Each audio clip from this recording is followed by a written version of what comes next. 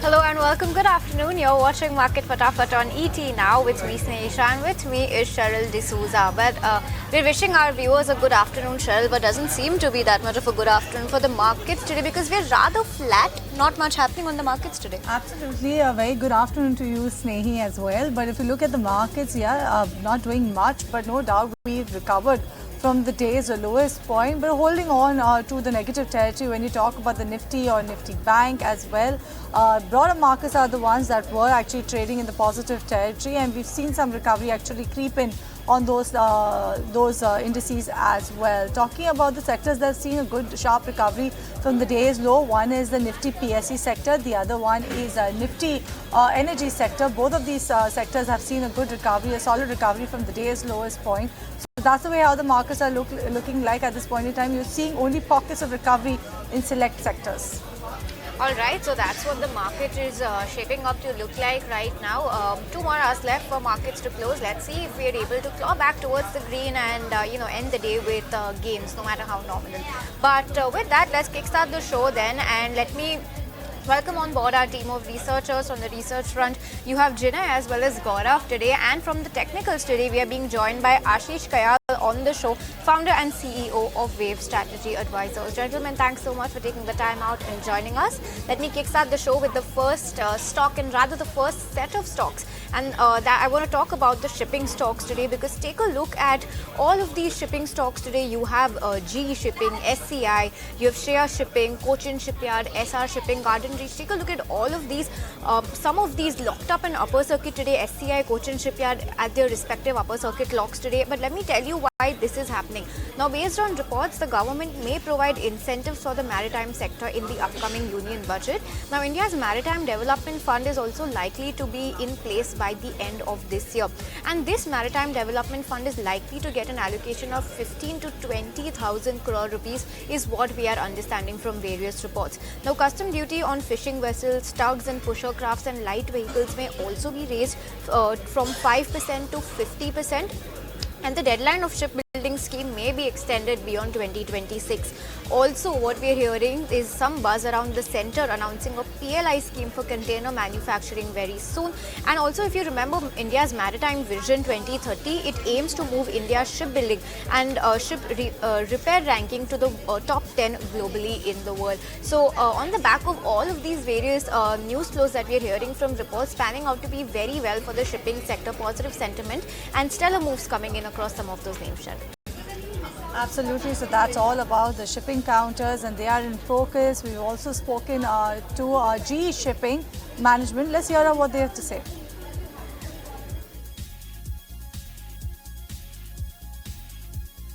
If there is some incentives coming for shipping, we welcome that. We believe that Indian shipping should be much bigger.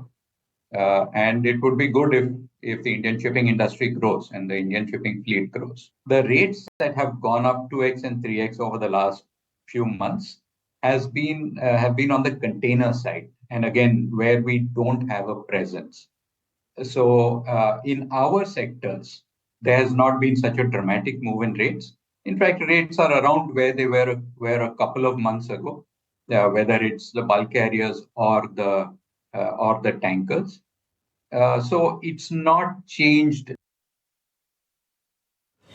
All right, and what's happening right now when you talk about the budget, the Prime Minister is chairing a crucial meeting with economists today. The domain experts and officials of Niti Aayog have shared their suggestions and ideas for the upcoming budget. What we are also expecting is they are likely to recommend an immediate relief to the middle class and discuss economic growth as well. There you go on your screen, as you can see visuals. You have Swaminathan Iyer. You also have senior officials from Niti Aayog who are a part of this particular meeting. Is the Niti Aayog Vice Chairman Suman Berry. You have the economists, industry experts. Also present in the meeting is a Finance Minister Nirmala Sitharaman, trying to understand and engage what the economists also have to say in this pre-budget meeting. Remember, the Prime Minister is chairing this crucial meeting today, Snehi.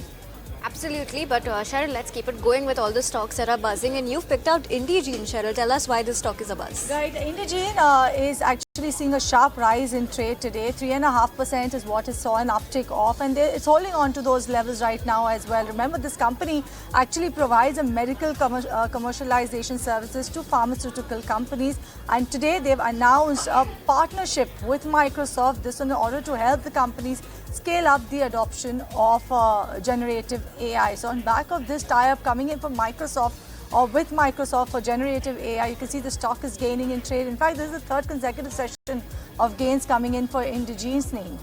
Absolutely, but let's keep it going, and now let's welcome on board Ashish on the technical front. And Ashish, you've picked out Balamurthy Chini for us. If I take a look at the last 6-month performance of this stock, 12 or 13% returns is what it has given. Are you penciling in any more sweetness for this sugar stock? What are the levels that you're watching on for the charts?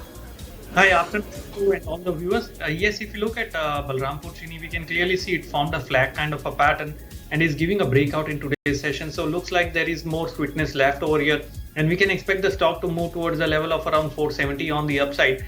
And the support of the 20 days average for the stock is around 433. So as long as 433 is intact on closing basis, we can expect the stock to move towards 470 levels. Alright, so that's about Balamurthy Chini. Gaurav, let's talk about Glenmark Pharma and Glenmark Life Sciences, both of them in the spotlight. Yes, both of these stocks are in the spotlight, and the reason being that Glenmark Pharma, who is a parent company of Glenmark Life Science, is going to sell around 96.6 lakh shares from Glenmark Life Science Limited, which is around 7.84% stake in the company via offer for sale. Now, Mr. Glenn Saldanha, who is a promoter of the company, will also sell his shares in this open offer, and the floor price is expected to be somewhere around 810 rupees per share. What we are seeing is that the retail investors will be allowed to place bids tomorrow, which is on 12 July, and today only non-retail investors will place bid for the offer. Earlier, if we look at the company's trend, in September also we have seen the same kind of deal happening where Glenmark Pharma sold almost 75% stake to Nirma. Now earlier company had around 82.8% stake, and after this stake sale, company is left with around 7% of stake, which they are now going to sell from this offer for sale. And if we look at the stock performance also, Glenmark Life is down almost 3% because there is some price pressure which we are seeing right now because of the open offer, which is currently at 810 rupees. So definitely watching out on both these stocks on the back of this news. Alright, so Glenmark Life under pressure, 3% down and out in today's trading session. Let's move on, get in a technical check once more. And Ashish, you've picked out Voltas on the charts for us. Last 6 months, more than 40% returns. Do you, now that the peak summer is behind us, do you still see upward momentums on the charts for this stock, or are you penciling in some kind of softness? If you look at Voltas, I think the stock has been consolidating over past few days or weeks, but it formed a very important support around the level of around 1410, from where we can see a reversal on the upside. So the overall trend for Voltas is going to be positive, and we can expect the target of around 1600 on the upside for the stock, as long as on the downside 1460 remains intact. That's about Voltas then, but Janelle, let's talk about Sona BLW or Sona Comstar as we know it. Why is this one in the focus? Well, yes, so Sona BLW is in focus on the back of a brokerage note. So Bernstein has come up with an outperformance rating on the stock with the target price of rupees 780. What they believe is that company will be beneficiary of a transition of this mobility phase. Also, if you look at the stock, then the stock swings on the changes of EV narratives, and right now EV is very trending on it. Also, if you look at the company's order book, then the current order book stands at about 7.6 times of its trailing revenues. Also, company says that significant portion of its order book, that is about 30% of it, is set to start production in first half of FY 2025, which will be boosting its financial performance, is what Bernstein believes, and that is why we have coming up with an outperformance rating. Now, if you look at stock price, it is right now trading with a gains of about 6%, and the stock also hit its 52-week high today. Alright, so 52-week high coming in on Sona Comstar. But on that note, viewers, we'll slip into a very short break on this edition of Market Fatafat. We'll keep it going with all the stocks on fundamentals as well as technicals when we return from this short break.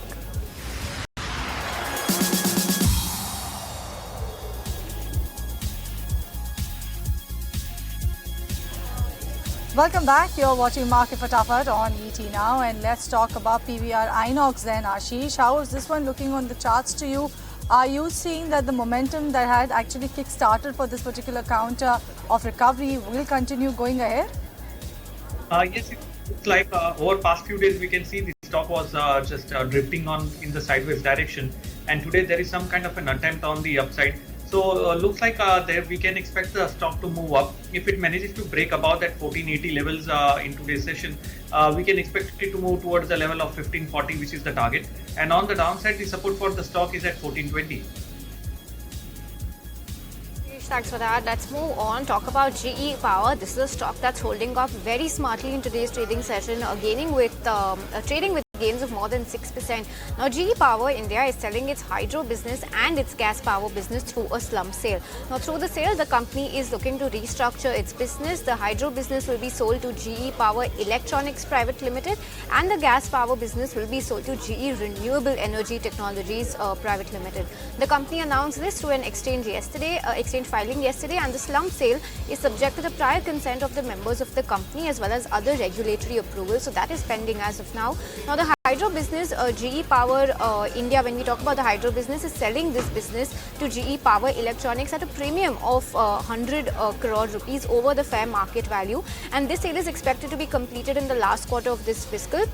When you talk about the power business, it's selling its gas power business to GE Renewable Energy Technologies at a lump sum of 43.8 crore rupees, and this sale is expected to be completed by September 2024. So, positive news flow coming in for the company, stock reacting well, more than 6% is where the stock is trading right now. All right, not just GE Power, you also have Kalpataru projects that is actually soaring in trade today. It's hit a fresh record high level in today's trading session. One point in time, the stock was trading higher by about 4.8% or so. Let's see where it is right now. Now it is trading higher by about 2.8%. And the reason why the stock is actually seeing that sort of an up move is because they bagged an order worth about 2,995 crore rupees. Remember that this is a fourth straight consecutive session rise coming in for Kalpataru projects, and also it has gained about 9.5% over the last three sessions alone. So you have Kalpataru projects actually seeing good up move on back of the fresh order win now. All right, let's move on. Talk about Deepak Nitrite on the charts. Ashish, you flagged this stock for us. Tell us what levels are you spotting and what momentum are you seeing for this stock going ahead on the charts? If you look at Deepak Nitrite, since June, the stock was trading at 2,100 and it has shown a very spectacular move on the upside.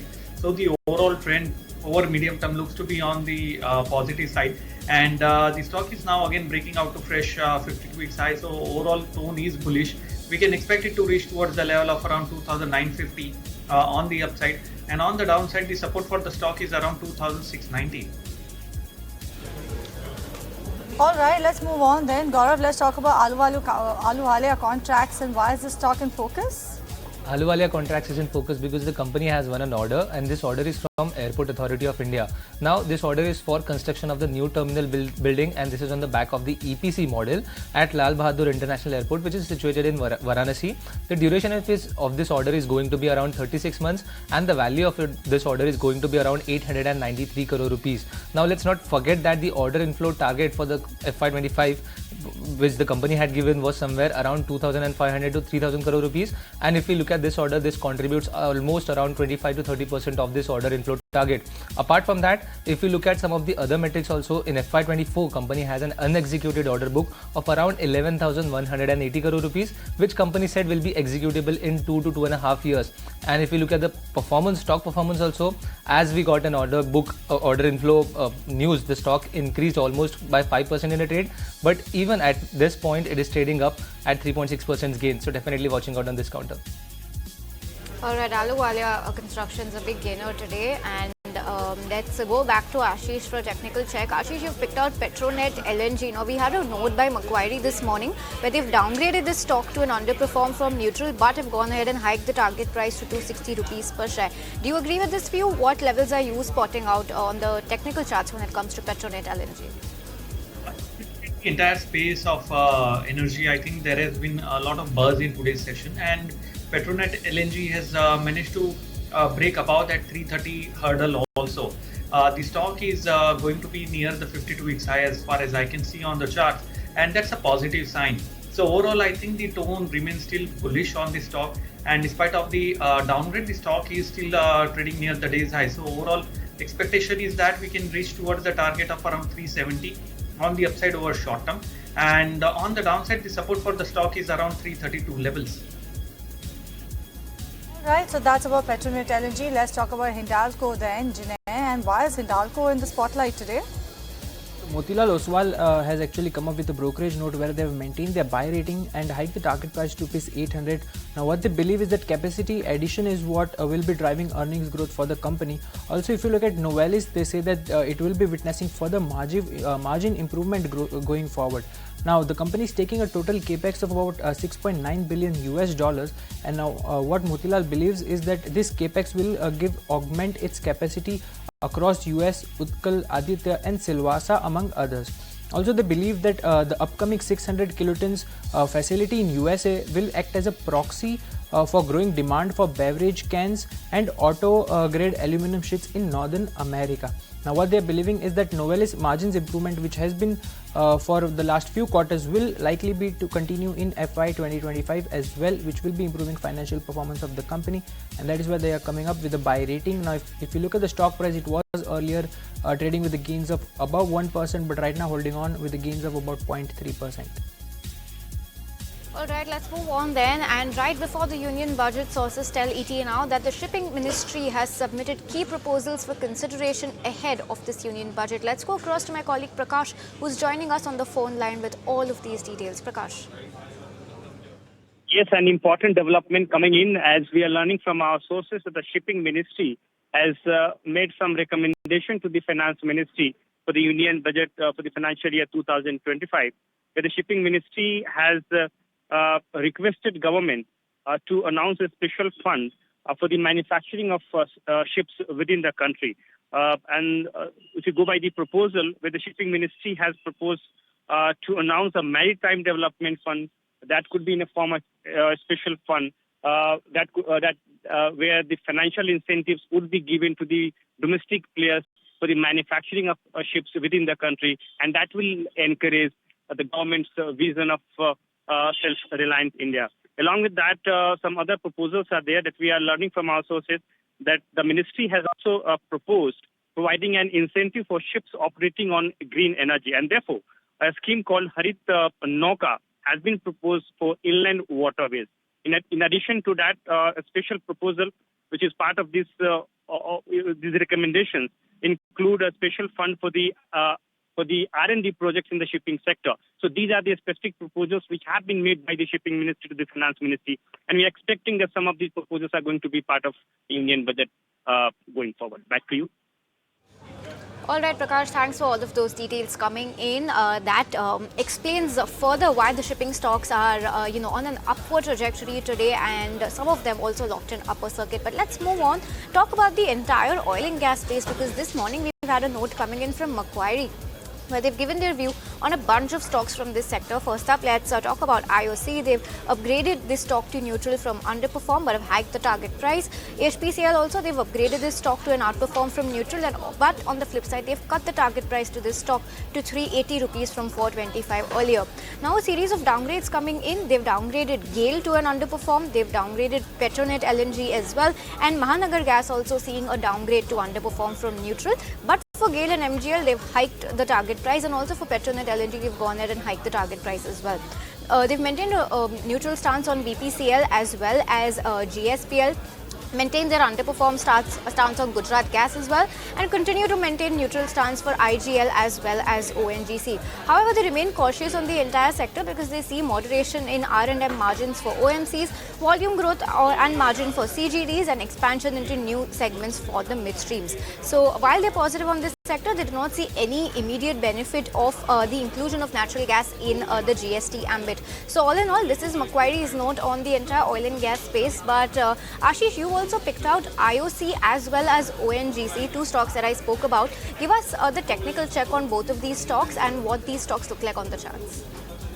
If you look at both of these stocks, first let me talk about IOC. We can clearly see it has been consolidating for quite some time in a very broad range, and today it looks like giving a very strong breakout on the upside along with volume. So the overall tone for IOC is looking like bullish, and we can expect the stock to move towards the level of around 185 to 190. That can be the target that we can look forward to the stock, and on the downside the support is around 170 levels. If you look at ONGC, the stock is touching 52 weeks high. We can see that about 3-4 days back, it gave a very strong breakout of an inverted head and shoulder pattern. and the target for the pattern comes way higher towards the level of around 340, 350. So the overall tone is positive even now for ONGC. We can expect it to reach towards 340 levels. Risk reward looks appealing, and on the downside, the support for the stock is around 290. All right, so that's the take coming in on IOC, ONGC. But on that note, we slip into a break on this edition of Market Fatafat. More stocks on the other side. Don't go anywhere.